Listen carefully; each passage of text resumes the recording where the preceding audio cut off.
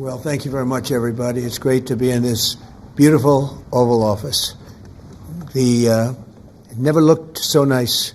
We're getting great compliments, and you see outside how that's come out. It's been great. We make a lot of improvements to the White House, and we're doing that. One of the things you should be looking at is the Palm Court, because that's been totally redone. So we like to preserve and make better the White House, and that's really what's happened, and we're getting tremendous reviews, and we appreciate it.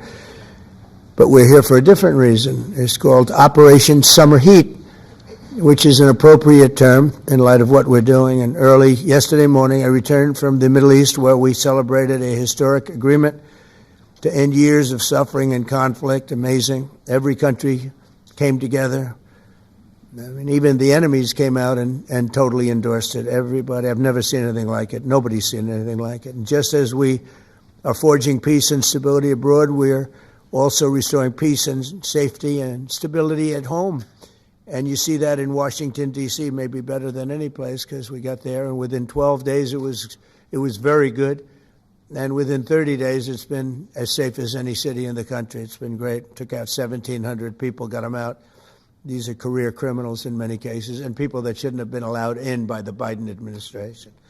Historically, the summer months have been a time when violent crime soar, as you know, but not under President Trump. Today, we're announcing the results of a sweeping law enforcement effort known as Operation Summer Heat. We were in many cities that people didn't know about. We kept it a little quiet, and it had a big impact, and you'll hear that in a second. But over the past few months, FBI offices in all 50 states made crushing violent crime a top enforcement priority. That's what they did, rounding up and arresting thousands of the most violent and dangerous criminals. And these are among the most dangerous and violent people in the world. They were allowed, in many cases, not in all cases, but in many cases, they were allowed in by a very foolish, actually stupid, open border policy. Just anybody could have come in. They emptied out their jails, their prisons, their mental institutions. They emptied them into our country. And the people behind me have done an incredible job, because if we didn't have that administration, it would have been so much easier. They allowed millions of people in this country that shouldn't have been allowed, including over 11,000 murderers, half of whom murdered more than one person. And many of them are gone now, or they're put in prison, because we don't want to have them come back. So we literally put them in our prison, which we don't want to do. But we bring them back to their countries. Working with state and local partners, the FBI arrested over 8,000 violent criminals during the course of this period.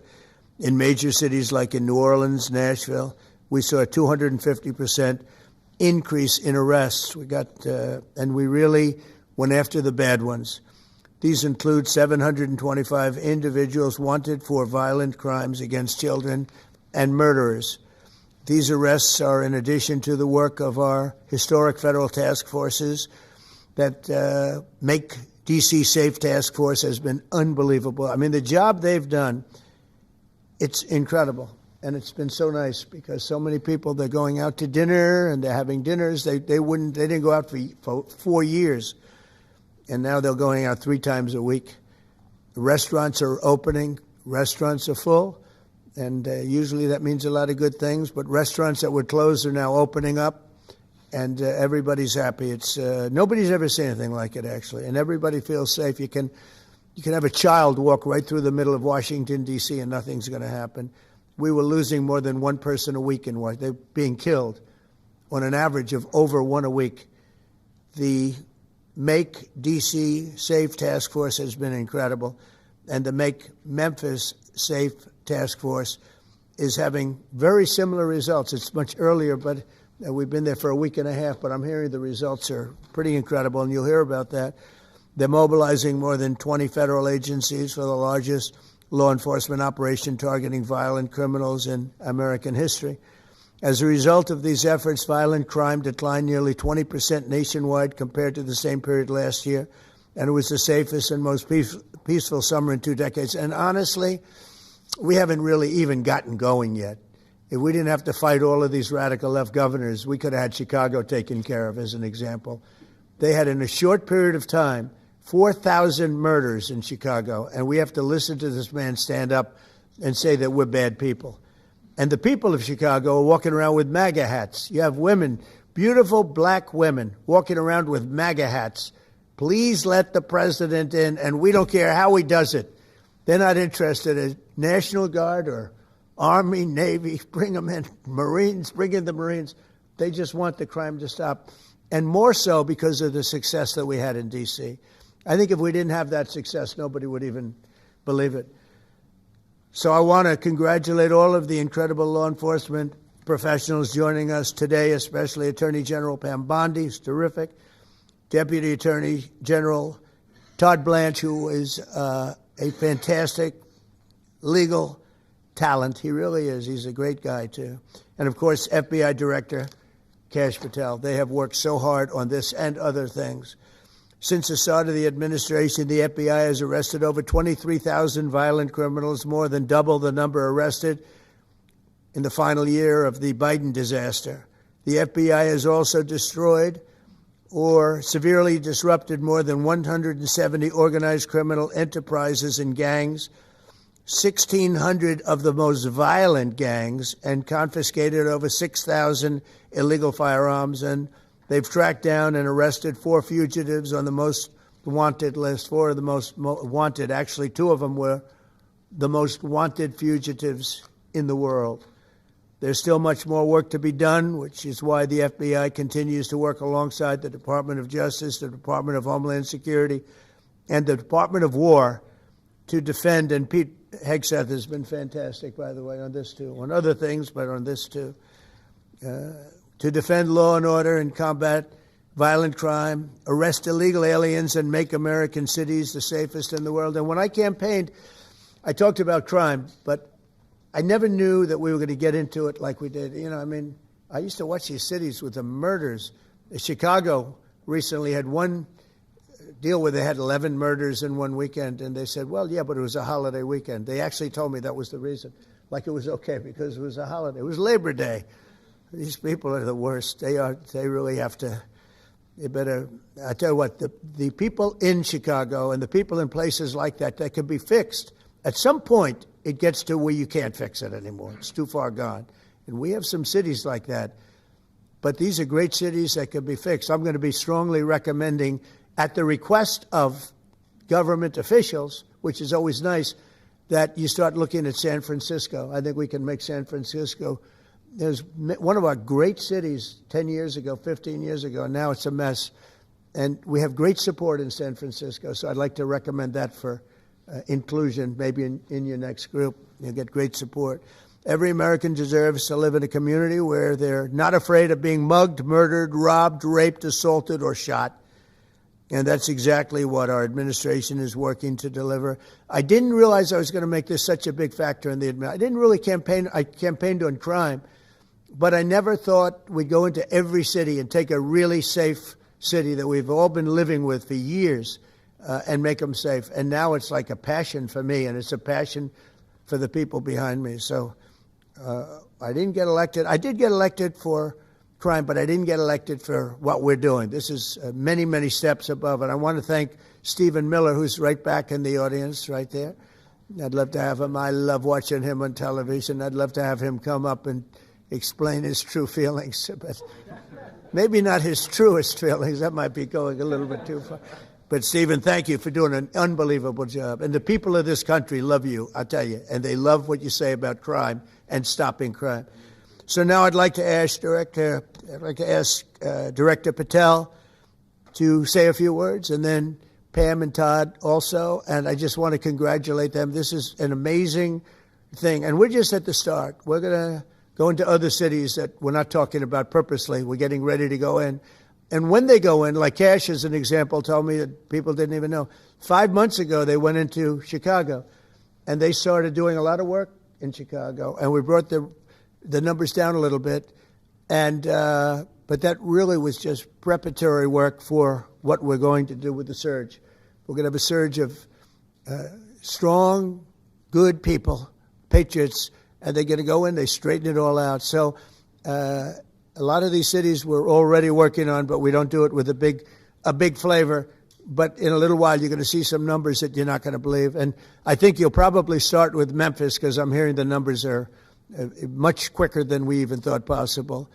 But again, D.C. it speaks for itself. Chicago is going to be okay. We're going to save Chicago. And I told you, and I told them, a very respected man, the head of the Union Pacific, said, "Sir, save Chicago. It can be saved." And the way he said it, it was like, can you believe it? We're trying to save Chicago. But I understood exactly what he wants, and that's what we're going to do. We're going to save all of our cities, and we're going to make them essentially crime-free, like other countries have crime-free. If you go all over the world, you go to the world, you hear Afghanistan and you hear all these different places. Our crime in certain cities is worse than anything they can even imagine. And we're not going to have that any longer. It's going to stop, and it stops right here. Kash, please. Thank you, Mr. President. What I'd like to do is just highlight some of the outstanding work that the men and women of the FBI have been doing. And thanks to your brave leadership and the mandate you were given by the American people to not only defend the homeland but crush violent crime, you tasked us with our great partners at the Department of Justice and the Attorney General and the Deputy Attorney General to start making arrests and bring prosecutions and safeguard our cities. And you said it. This is just the beginning. In just 7 months, I hope the media takes a look at every one of these charts, because these are the best numbers for fighting crime in U.S. history, and it's only 7 months in. And to do that, our vehicle to do it of choice was Operation Summer Heat, which the FBI architected to go after violent criminals. And in just a 3-month span, you had 8,700 arrests of violent criminals. You had 2,200 firearms seized off the streets permanently to safeguard our communities. You had 421 kilograms of fentanyl seized. Just to put that in perspective, that's enough to kill 55 million Americans alone. You had 45,000 kilograms of cocaine seized. And thanks to our Department of Justice partners, you had 2,100 indictments in 3 months, from June to September alone. Mr. President, that in and of itself would be historic for a 4-year presidency. You did that in 7 months because you let good cops be cops, and you partnered us with the right people at the Department of Justice to put the handcuffs on and bring them to court and put them in prison. And if that weren't enough, when you look at the year, for the entire 7-month period that we're talking about here, if you look at the past 4 years of the Biden administration, 16,000, 17,000, 15,000, 15,000. That's the number of arrests year over year of violent felons in this country for the Biden administration. Mr. President, in 7 months, you have 28,600 arrests of violent felons in just 7 months alone, because of your leadership and the dedication of the men and women at the FBI who want to go out there and do the job they were prevented from doing because that department used to be weaponized and politicized. And this is what happens when you take out the fangs of weaponization. This number is historic by every metric. 28,000 people have been arrested, violent felons alone. And then when you go over there and look at some of these charts, if you don't mind, I'll just hop over here. Look at the metrics for not just violent crime, but the homeland. Mr. President, during your administration, the FBI has found and located 5,400 children. That is a 30% increase year to date over the last administration. Violent crimes against children arrests alone are up 10%. Gang arrests are up 210% in the last 7 months alone. And transnational organized crime, which Stephen Miller has been a great partner in, is up over 12% alone. These numbers are historic just as a snapshot. But just so people don't think we're focusing on violent crime alone, the national security mission, Mr. President, under your leadership has never been stronger. We have gone after espionage activities against our main counterparts in China, Russia, and Iran. In China alone, we've had over a 50% increase in espionage arrests alone and prosecutions. In Iran, we have had a 50% increase, again, in espionage cases. And in Russia, we've had a 33% increase in espionage cases alone. When it comes to counterterrorism, year to date, we have 125 arrests this year versus 100 last year, year to date alone. And when it comes to the cyber criminal activities, which are some of the largest enterprises plaguing everyday Americans, we at the FBI have put out a mission to go after cyber criminals like never before. Last year, they had in total 191. This year, you already have 252 arrests. 52 arrests of violent cyber criminals who are stealing from senior citizens, who are violating our children's rights and freedoms, and who are violating everyday Americans. These programs are record. And two of the things I'll finish with that I'm most proud of, Mr. President, this FBI. Fentanyl. As you know, it's a scourge that is killing our youth, 100,000 plus a year. To date, the FBI has seized 1,900 kilograms of fentanyl. That's enough lethal doses to kill 127 million Americans alone to date. And if that weren't enough, Mr. President, you said we have to go after the worst of the worst. And you empowered our Department of Justice, our Attorney General, Deputy Attorney General, and the Deputy Director at the FBI led the charge, not just on summer heat, but he also led the charge in the FBI's 10 most wanted fugitives. These people have been on the run for years. And in 7 months, you captured not one, not two, not three, but 4 of the FBI's most top 10 fugitives. 4. And just to put that in perspective, Mr. President, the Biden administration captured 4 in all of 4 years. You're on 7, and we're going to get to 10. We're going to get to 10 of 10. This includes a lady who murdered her 6-year-old handicapped child and fled to India. We got her in 2 months. This includes a narco trafficker. This includes a sex trafficker. This includes another first-degree murderer and gangbanger. These people were on the run because of the prior administration's reckless policies that destroyed our communities, and you came in and with a mandate said, go after the worst of the worst. This is just the beginning. This is what happens when you let good cops be good cops at the FBI. Mr. President, I just want to thank you for your incredible leadership, our brave partnership with prosecutors who know how to bring cases and make sure these arrests stick. And that's what the Attorney General and the Deputy Attorney General have led the charge across this country, because arrests without prosecutions are meaningless. We are deterring criminals from doing this activity. We are preventing criminals from coming into America, and we are absolutely crushing violent crime like never before and defending this homeland, sir. And not to mention, I almost forgot this one, it took you, sir, 2 weeks to get the Abbey Gate bomber. Joe Biden had 4 years to look for him. You got him in 2 weeks, thanks to the interagency effort by the FBI and the CIA, went to Pakistan, and now 13 brave warriors who were senselessly murdered because of disastrous Afghanistan withdrawal. They have justice, their families have a peace of mind, and we're going to continue to find the others, Mr. President. On behalf of the FBI, sir, I just want to thank you. Thank you very much, Chris. Great job. Very good. Very impressive. Ken, would you like to say? President Trump, the men and women of law enforcement say 2 things to me repeatedly. First, you have taken the handcuffs off them and let them do their jobs, and you let cops be cops. That's why all this is happening. The director, the deputy director are working around the clock. All of these great men and women in the FBI, they have families at home, and they are working during a government shutdown right now. Many of them have small children. Many of them, I was talking to an agent this morning, many of them have babies at home, and they are working around the clock to not only keep our country, but our world safe. And that's what Operation Summer Heat did. Thank you, Director, and to the Deputy Director for everything you did on behalf of the Department of Justice, and you're going to continue to keep doing. And they set the stage for what we're doing in Memphis. You're going to hear a lot more about that, our joint task force next week, but they set the stage for Memphis. And last night alone in Memphis, there were almost 70 arrests, there were 12 guns seized, and there was a 70-year-old man arrested as a result of our operation in Memphis who raped a child under the age of 3. That one case makes everything we're doing worthwhile. So thank you all for being here on behalf of both of us. Thank you, President Trump. Todd, you want to say something?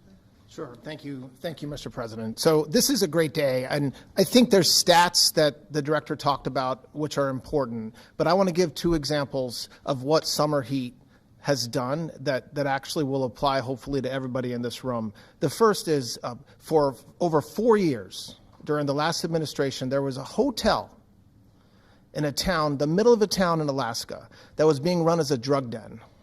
There were over 1,000 calls to 911 over 4.5 year period. There were multiple violent crimes, drug dealers, overdoses, and murders at this one hotel, ruining a community. Summer Heat went in there. It's not only arrested all the participants that were controlling the hotel, but seized the hotel. And so that's one example of what summer heat means to everyday Americans that just want to live in peace. The second example is a large narcotics trafficking group that was selling fentanyl in the state of Washington. They were shipping fentanyl and using commercial aircraft, putting fentanyl pills and powder in suitcases, flying them from the southwest border, mostly Arizona, all the way to Washington. It had been going on for an extremely long time, and the entire organization was arrested. And I say those 2 examples because it's easy to look at the board and see 1,000 arrests. How much different is our communities now compared to the past 4 years? But there's actual life examples. Every one of these arrests means that our streets are safer, and that's because of the work of this administration, of President Trump and Director Patel. So I will tell you, Attorney General Bondi and I are together every day with Director Patel, figuring out ways that we can continue to do this work, and it's not going to stop. Like the Attorney General said, and like the President said, this is just the beginning, or phase one, or a start, whatever you want to say, but it will continue on. So thank you, Mr. President, and thank you very much, Director Patel. And Mr. President, just one last thank you from the men and women at the FBI. You found a way to get these individuals paid during a government shutdown, our 1811 agents. So on behalf of the FBI, it's a great debt that we owe you, sir. They're now allowed to pay for their families, so thank you. And the military. Good. That's right. Thank you. Okay, thank you very much. Any questions, please? Brian, go ahead. Mr. President, first of all, I know the feedback I'm getting from the American people, but they want to say thank you. Law and order is not an option in this country. It's a mandate. So I know the American people thank you for that. In terms of the guns that have been taken off the street, do you have a number of how many guns were taken away from someone that had a prior felony or a previous crime, that perhaps we can prosecute that? Because I know that wasn't the case under Joe Biden. We don't take guns off the streets of people that are allowed to have guns. So every gun that we're taking off the street is because it belongs to somebody who is not allowed to have it. Could be a felon, could be somebody who hears illegally. There's all sorts of conditions. But if there's a gun taken off the streets by the FBI, it's because the person who has it is not allowed to. It's not somebody who's lawfully allowed to have it. So every single one of those guns were taken off of people that aren't allowed to have them. And not including the FBI, all of the other agencies. ATF alone, since January 20th, has removed over 25,000 illegal guns off our streets, just since President Trump's been in office. And Mr. President, if I could follow up on that, could there be any further conversation to have national concealed carry applied to actual D.C.? Like if you had a driver's license in Texas and you had a permit, of course you could drive. Well, as you know, they've been talking about that for a long time. It's an interesting question. A lot of people feel strongly both ways, but we are talking about that, Brian. Thank you. Mr. President, on Venezuelan boats, I want to ask you, why not have the Coast Guard stop them, which it is empowered by law to do? This way you can confirm who's on the boat and ensure that they're doing what you suspect. Because we've been doing that for 30 years, and it has been totally ineffective.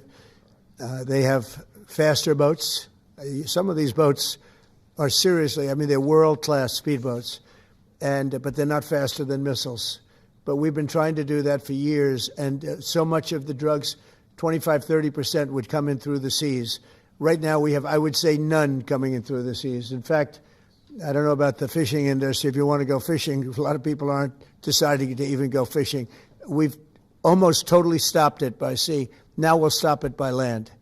What's the next But step? it never worked. It never worked when you did it in a very politically correct manner.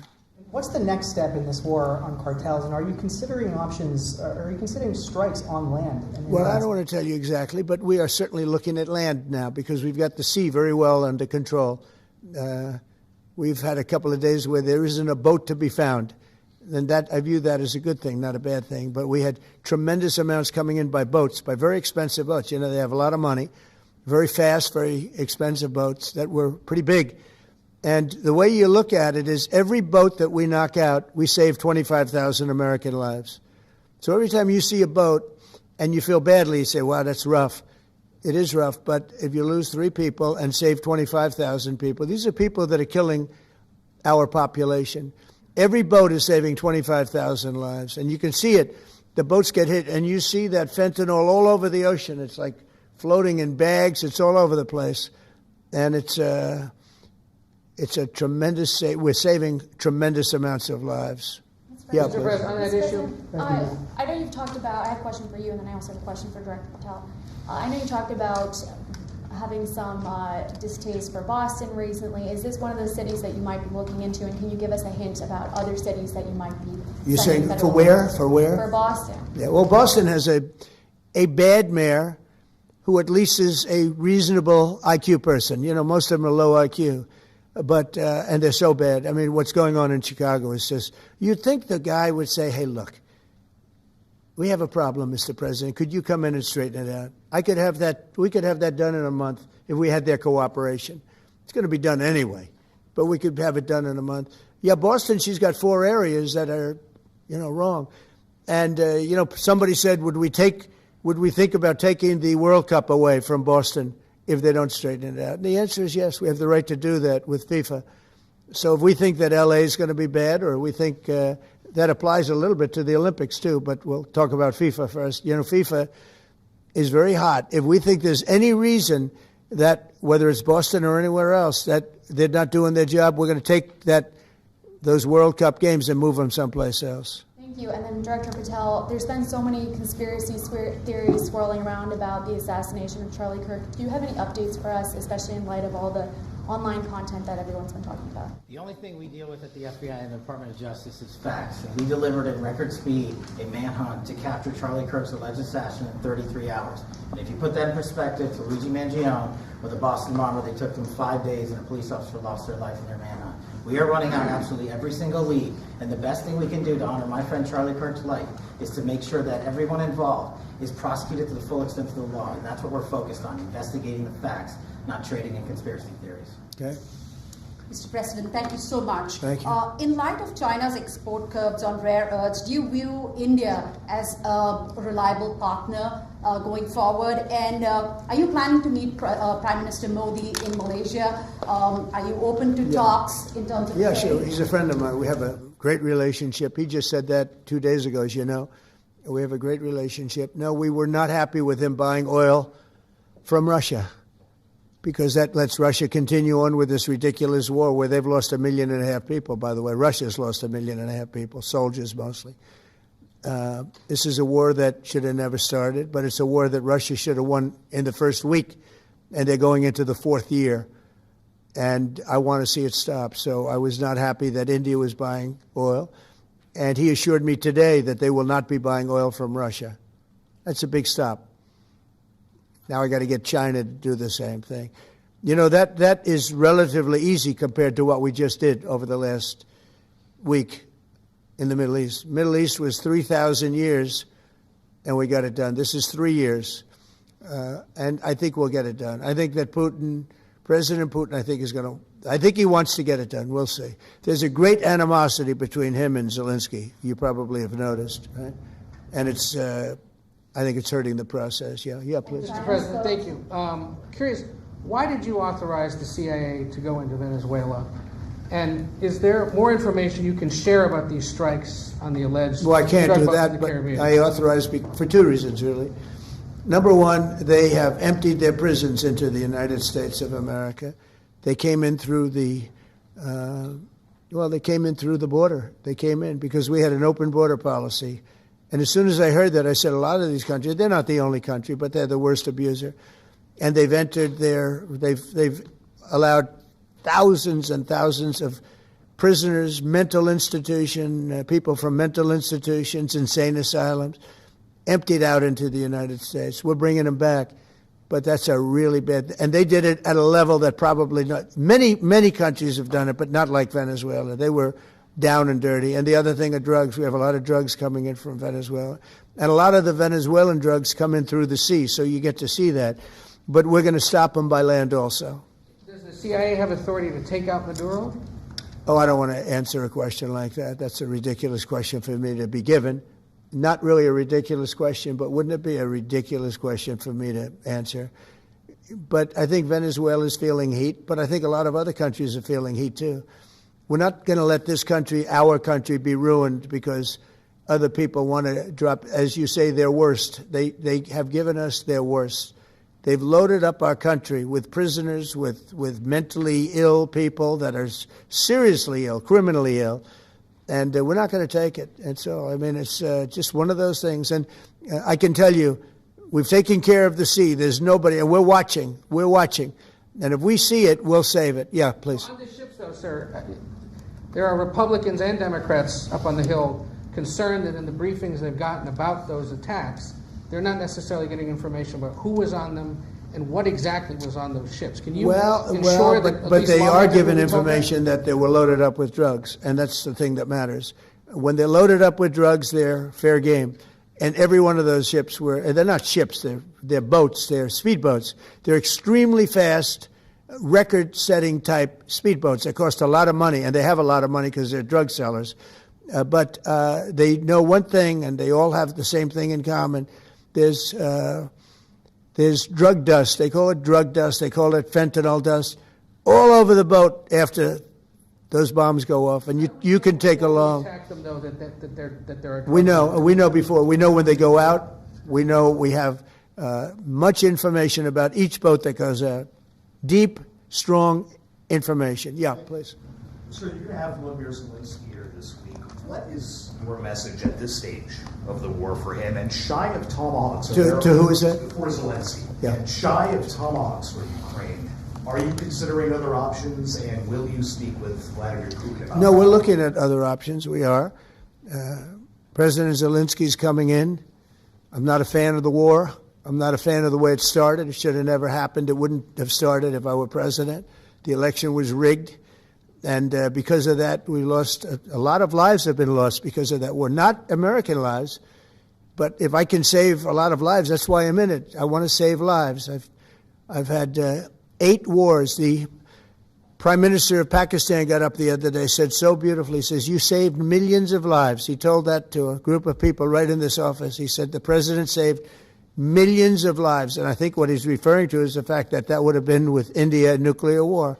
That was getting very close. 7 planes, they don't talk about it, but 7 aircraft were shot down. In fact, we have the new ambassador to India right here.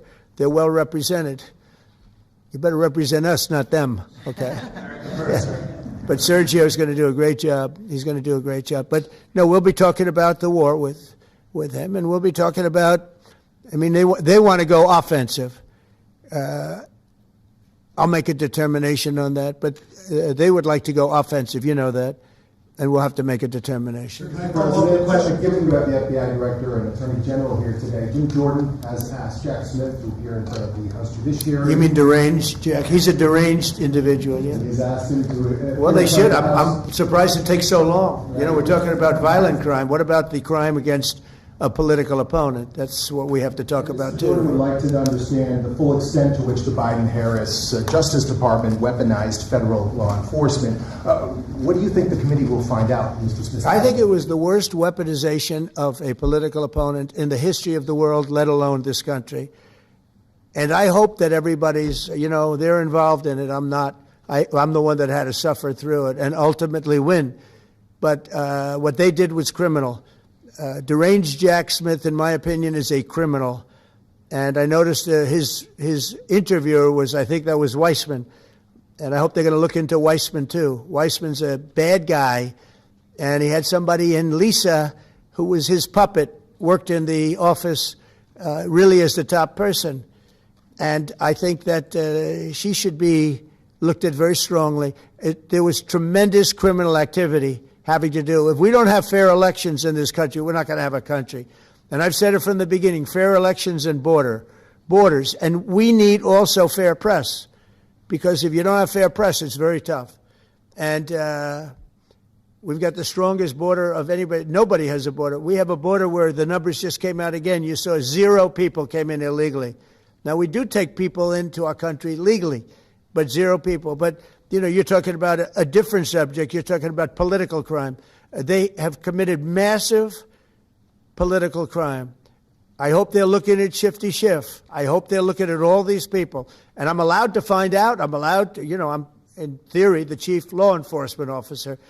But I have a very good, talented group. This is about something else. But I hope they're looking at political crime, because there's never been so much political crime against a political opponent as what I had to go through. They raided my house in Florida. It was an illegal raid. I have a lawsuit that was doing very well. And when I became president, I said, I'm sort of suing myself. I don't know. How do you settle the lawsuit? I'll say, give me X dollars, right? And I don't know what to do with the lawsuit. It's a great lawsuit. And now I won. It sort of looks bad. I'm suing myself, right? So I don't know. But that was a lawsuit that was very strong, very powerful. They raided illegally my house in Florida, Mar-a-Lago. They went through the drawers of my young son. They went through all of the cabinets and drawers of the First Lady. She walked in, she said, wow, what happened? Because she's very meticulous, and this wasn't so meticulous as she looked into the drawers and she saw everything a mess. What they did against a person that just got out of office. And then you look at these corrupt people. You look at Hunter Biden. You look at the signature. As an example, the Europen. I just signed so many different things. An admiral, a four-star general. I'm signing them left and right, the commissions. And by the way, I want to compliment John Thune and also Mike, our great speaker. But John Thune, all of a sudden I'm getting these things by the hundreds. I was getting one every 2 weeks. It would have been 4 years before you got them in more. You would have had some that didn't even get in, all because of Democrat obstruction. So John Thune did a great job. I must have signed 200 into the administration. We're just about caught up. It's amazing. And so compliments to John. He had to do some things that were very tough to do that he didn't want to do, but he was forced to do it by the Democrats. And as far as the shutdown's concerned, this is a Democrat Schumer shutdown. And he's trying to do it to get relevance back into the party because he's a loser. I've known him all his life. He's always been sort of a loser, but an intelligent one. But I think he's losing IQ points with time. I think that happens. I hope it hasn't happened with me. I know if it did, you guys will let me know about it very quickly. Question on violent crime, sir. Here in D.C., a judge has given the two teenagers that beat up ex-Doge staffer Big Balls probation. That's incredible. And no jail time. Is this justice? Jeanine Pirro is doing a fantastic job, and she is beside herself because you have these radical left judges that they beat the hell out of this guy. And there was many people against this one guy who was really trying to protect his girlfriend. He didn't want to hood it over the door but they really beat him up badly. That just happened, right? Yeah. Wow, that's terrible. I think the judge should be ashamed of himself. That's a big problem. You know, they can do their job and then they go into a court and the people are protected by these, I don't know where they come from. Where do these people come from? Where do the judges come from? I want to compliment on behalf of Pam and Todd and all of us because, Kash, I think that Jeanine has done a fantastic job. And the case I heard was like flawless. It's a flawless case. They have them on tape. They have everything. And then a judge gives them a little probation. These are rough guys. And they're young. And if that happens, they're going to grow up. They're going to be real bad. They're going to cause a lot of problems. Yeah, please. Go ahead. So, Sergio Gore has just gotten back from India. What were the conversations like with Prime Minister Modi and the other? I think they were great. He reported to me that he's a great man, you know. Modi is a great man. That he loves Trump. Now, I don't know if the word love, I don't want you to take that any different. I don't want to destroy his political career, okay? But you have to understand, I've watched India for years. It's an incredible country. And every single year you'd have a new leader. I mean, some would be in there for a few months. And this was year after year after year. And my friend has been there now for a long time. And he's assured me there will be no oil purchased from Russia. I don't know, maybe that's a breaking story. Can I say that? Would you say? There will be no oil. He's not buying his oil from Russia. It started. You know, you can't do it immediately. It's a little bit of a process. But the process is going to be over with soon. And all we want from President Putin is stop this. Stop killing Ukrainians and stop killing Russians because he's killing a lot of Russians. Again, it doesn't make him look good. It's a war that he should have won in 1 week, and he's now going into his 4th year. That does not make this big so-called war machine look good. But he could make a settlement. We're willing to settle. I thought we had a deal. The hatred of the two leaders is it's an obstacle. It's an obstacle. There's no question about it. But I thought we had a deal 2 months ago. Who would think I created peace in the Middle East and can't get the two guys to settle? But I think we'll get them. But if India doesn't buy oil, it makes it much easier. And they're not going to buy. They assured me they will. Within a short period of time, they will not be buying oil from Russia. And they'll go back to Russia after the war's over. Jennifer? On the shutdown, sir, are FBI officials being paid right now? Are all the FBI employees being paid, and are all the... Well, that's what I understand. I hope so. Thanks to your great work, Mr. President. The 1811 special agents at the FBI are going to receive their paychecks. Got a lot of people paid, actually. We got the people that we want paid, okay? And we want the FBI paid, we want the military paid. We got the people that we want paid. And I'll tell you, the Democrats, they don't talk about this. You know, we're getting rid of programs that we didn't like, but that were negotiated in, but we didn't like. We're terminating those programs, and they're going to be terminated on a permanent basis. And it's thousands of people, and it's billions of dollars. We're getting rid of a lot of things that we never wanted because of the fact that they made this stupid move. And they don't want to talk about it. They have their day coming up. I hear very few people are going to be there, by the way. But they have their day coming up, and they want to have their day in the sun.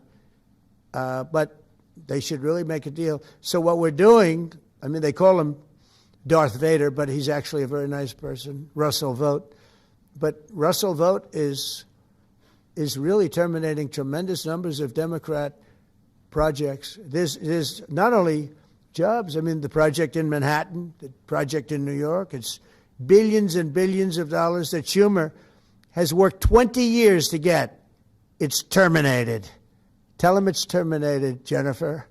All right. On Hamas, sir, what is your understanding of the pace of returning the deceased hostages? Are you pleased? Well, they're looking for them. Absolutely. They're looking. So we have the living hostages all back. They returned some more today. It's a gruesome process. I almost hate to talk about it. But they're digging. They're actually digging. There are areas where they're digging and they're finding a lot of bodies. Then they have to separate the bodies. You wouldn't believe this. And some of those bodies have been in there a long time. And some of them are under rubble. They have to remove rubble. But there are graves, and some are in tunnels that died in tunnels that are way down under the earth. And the tunnels are like 3 feet. Can you believe it? 3 feet high. They lived like this for a long period of time. It's a horrible atrocity. At the same time, we, meaning Israel, but I knew everything they were doing pretty much. I knew most of the things they were doing, but they've killed probably 70,000 of these people, Hamas. And I said, it's time now. So we'll see what happens. We'll also see what happens. Your next question is going to be the weapons. We want the weapons to be given up, sacrificed, and they've agreed to do it. Now they have to do it. And if they don't do it, we'll do it. We had the head of CENTCOM today suggest that Hamas needs to hurry up and disarm and follow your comprehensive plan. Yeah. That it was the head of CENTCOM saying that. Is that not a signal to Hamas, to the rest of the world, that at some point the U.S. military may more directly engage? We won't need the U.S. military. We won't need it. Because we're very much involved in it. If we weren't involved, there wouldn't be peace. If we didn't destroy the nuclear capability of Iran, that deal would have never happened for two reasons. The Arab nations would not have felt bold enough to do it because you have a very powerful, at that time, Iran. It's not powerful anymore between what Israel and us did, because, the attack was, if you look at it, we helped them very much. They will be the first to tell you, including shooting down thousands of drones that were coming into Israel. We shot them down. We were shooting them down like it was target practice, but we shot down thousands of drones and missiles also going into Israel. But between what we did to Iran that way with the, conventional, we will call it, and what see that beautiful plane, that B-2, I noticed it on the desk. I always thought it was beautiful, but I never understood it. Now I understand it. It took in hundreds of thousands of bombs in the form of two, but hundreds of thousands of pounds of bombs.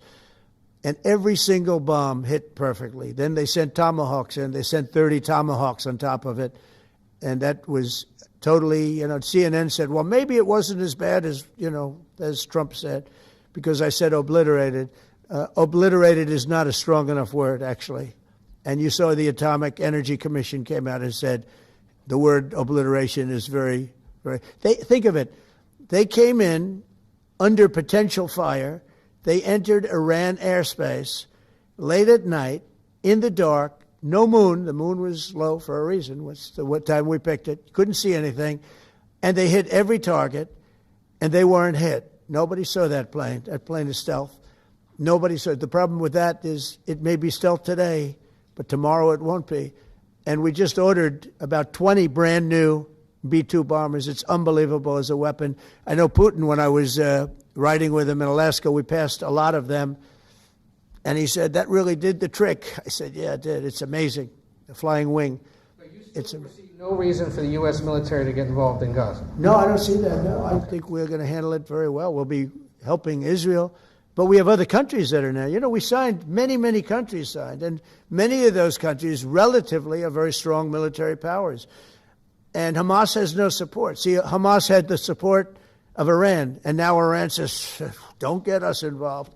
The last time they got them involved didn't work out too well. So they used to have the support of Iran. Today, Iran they're trying to survive. You know, when I heard the reports 2 weeks ago, Iran's looking to build a nuclear weapon, I said, don't worry about it. They got a lot of things they want to do before nuclear weapons. I said, the last thing they want to do is a nuclear weapon. It didn't work out. And if they did a nuclear weapon before they got even close, that site would be attacked and it would be wiped out. Yeah. Mr. President, you're meeting with President Xi in a few weeks. Yeah. If you can't come to an agreement or a deal at that meeting, are we in for a sustained trade war with China? Well, you're in one now.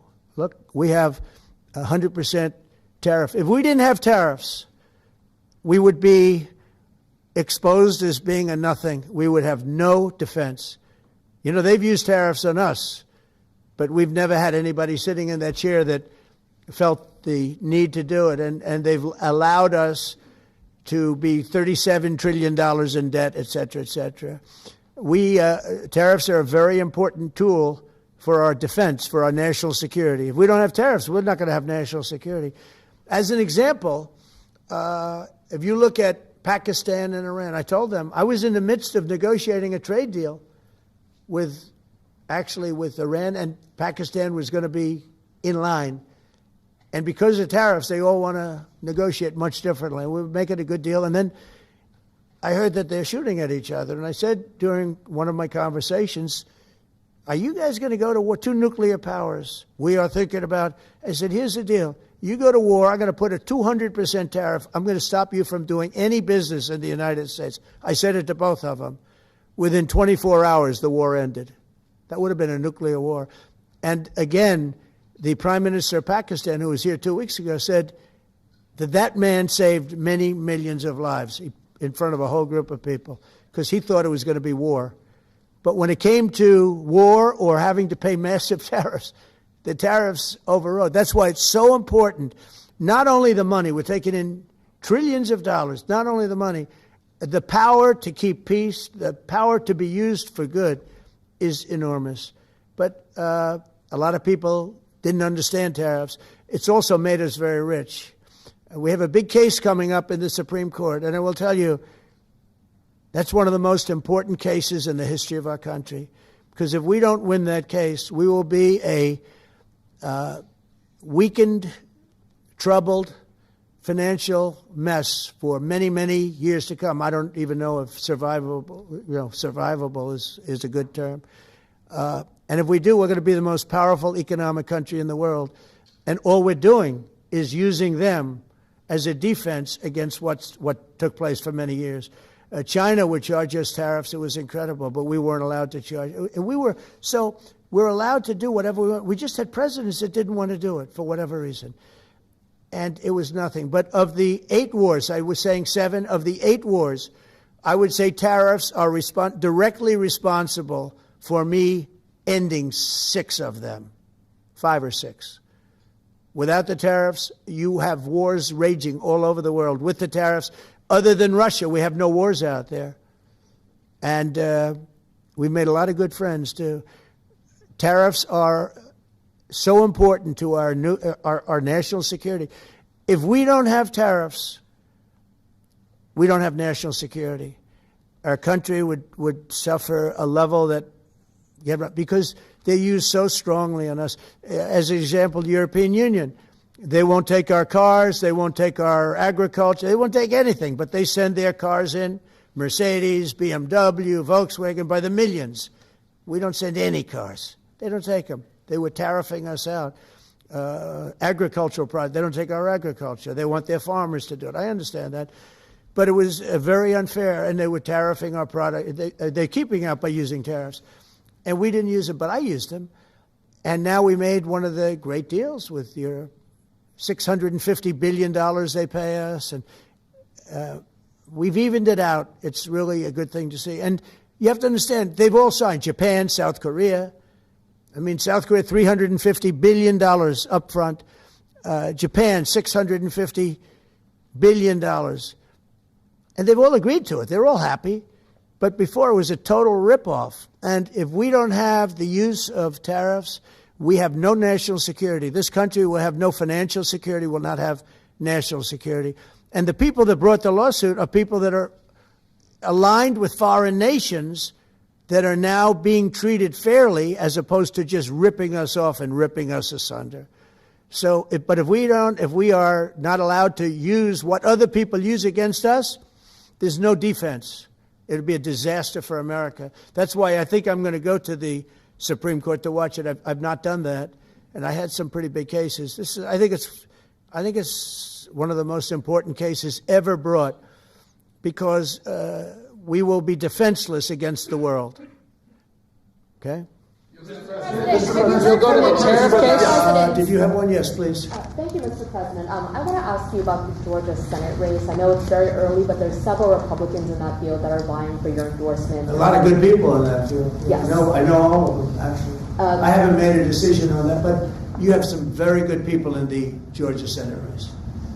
Well, Governor has endorsed. No, I know. The governor has, and he's spoken to me about it a lot. He likes that candidate a lot. And I understand that. I haven't made a decision yet. But I'm following that race very carefully. I think it's very important for Georgia to get a real senator, because the senator they have now is a horrible senator. He allows all the crime, all the borders. You have open borders. I mean, his whole philosophy is a disaster. That's not representative of the people of Georgia. I know the people of Georgia. I won Georgia 3 times, but they say twice. Okay, I won it very big the last time. And I won it big the first time. And I won it big the second time, but we had criminals that didn't allow, I hope they're going to go into that. I hope they go into the votes which are being stored in Fulton County and take a real look at those votes, okay? Because I won it the second time too. But I know Georgia very well. I love Georgia. Those people are great, and they deserve a good senator, because the man they have now is a weak, ineffective person. Okay. President, I wonder what you mentioned. By the way, you won Georgia 3 times. Yeah, I agree. Do you agree with me? I and do. He's the media. For someone that spends a lot of time in Georgia, I believe you won that. Yeah, okay. I really have a question about the word "believe" isn't strong enough, right? Yeah, you know. There you go. It's true. I know I won too. We have the great Newt Gingrich. Newt, you agree with us? Good. Otherwise, I'd have him dismissed immediately from the room.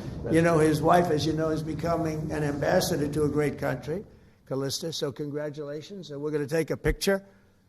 And the only reason I'm doing it, he speaks so well of me.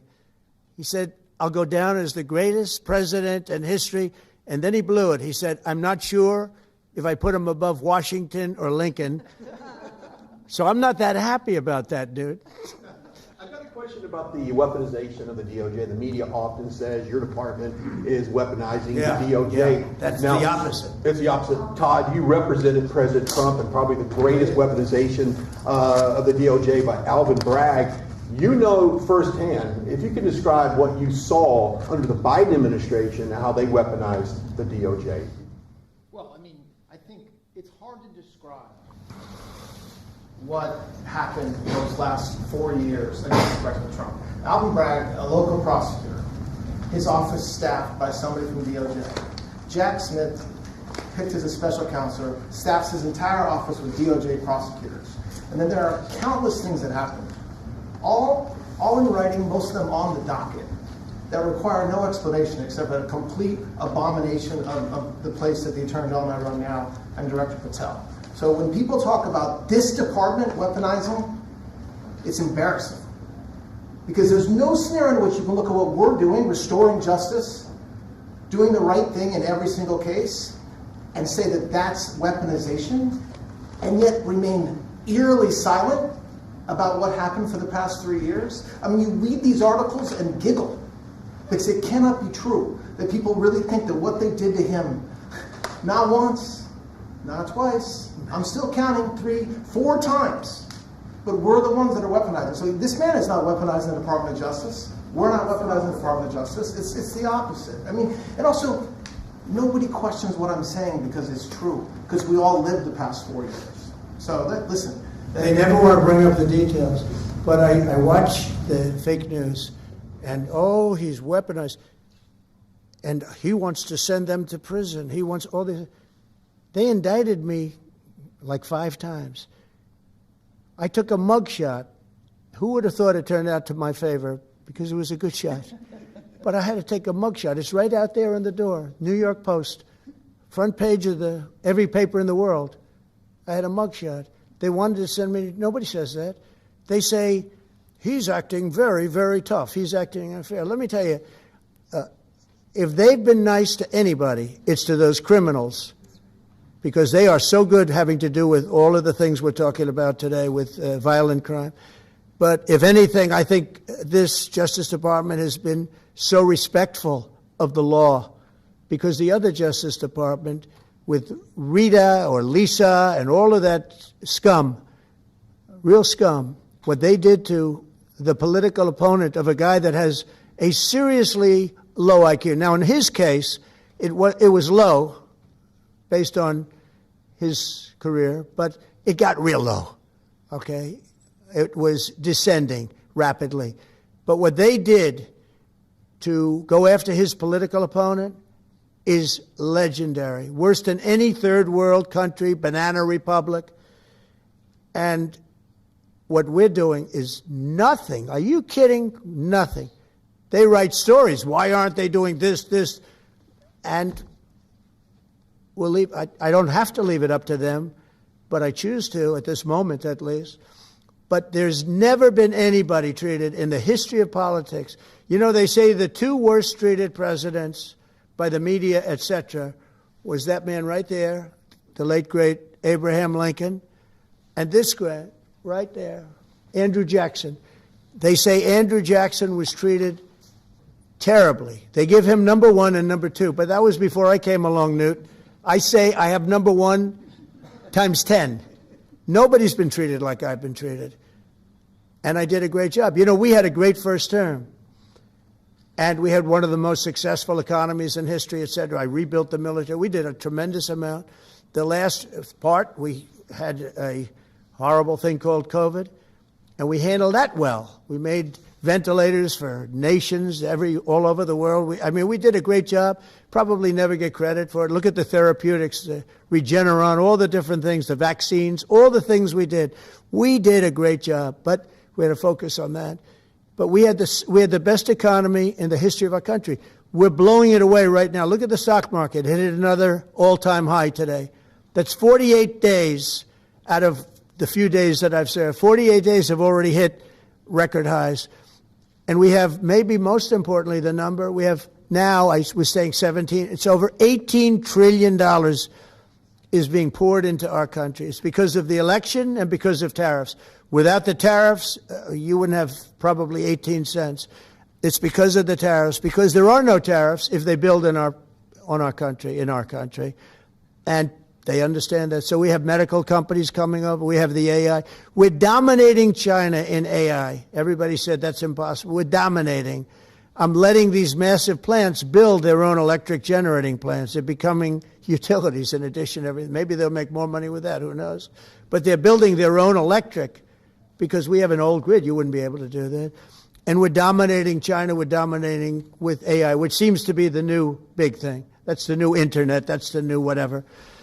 So we're very happy with the job we're doing. I'm very happy with the job they're doing. But when you tell me about attacking a political opponent, there's never been, and I'm a legitimate opponent. I watch my son. He's got the #1 best-selling book now. My son Eric is a wonderful kid. That guy spent so much time with subpoenas. He got more subpoenas than anybody in the history of our country. Think of it. And he's an innocent, good boy. He's a good kid. He's always been a good kid. All of my children are good. They went through hell. My children went through federal grand juries on a hoax. Think of it. You have Adam Schiff and Hillary Clinton and others make up a hoax and then wanting to so they know it's a hoax, and they go before the press, say Donald Trump Jr. will go to jail because of what he's done with Russia. I'll never forget, I get a call from my son Don, and he said, Dad, I'm being accused of something with Russia. I don't know anything about Russia. He didn't know anything about. Think of it, how bad they are. They say he'll go to prison for the rest of his life. He knew nothing about it. On a hoax, the Russian hoax, Russia hoax, on a story that they made up. And they made it up in order to explain why Hillary Clinton lost an election that she lost by pretty good numbers. The second one, actually the second one was even better, but the third one, this one was too big to rig. It was just too big to rig. They would have rigged. They tried to rig it. But think of it. They want to send my children to jail, but they were after Don in particular. I'll never forget Adam Shifty Schiff, a total crooked guy, lying in Congress, making up a phone conversation that I have with you, totally made up. Then when he heard it was taped, he wanted to disappear. And Nancy Pelosi went crazy because they wanted to impeach me based on the conversation that was made up. When they heard the tape, everybody, I won it unanimously in the Republican Party. I got every single vote, something that never happens, and I beat it. But think of it, they want to put my son in jail for something that they made up. So they know they made it up. And they say he will serve the rest of his life in prison. These are sick, bad people. And don't tell me about us going after them. If anything, we've been very, very soft. I wouldn't be that soft, I'll tell you that. Thank you very much, everybody. Let's talk. Thanks, guys. Thank you. Thanks, guys. Thank you very much. Thanks, guys. Let's go. Thank you, guys. Thank you, guys. Let's keep it going. Thank you. Thanks, guys. Take a look. Location. Thank you, guys. It's going to be a beautiful. It's going to be a beautiful. Thanks, guys. Let's go. Pack up. Let's go. Thanks, guys. Let's go. Keep going. Keep going. Keep going. Thank you, guys. Thank you. Give me 2 minutes.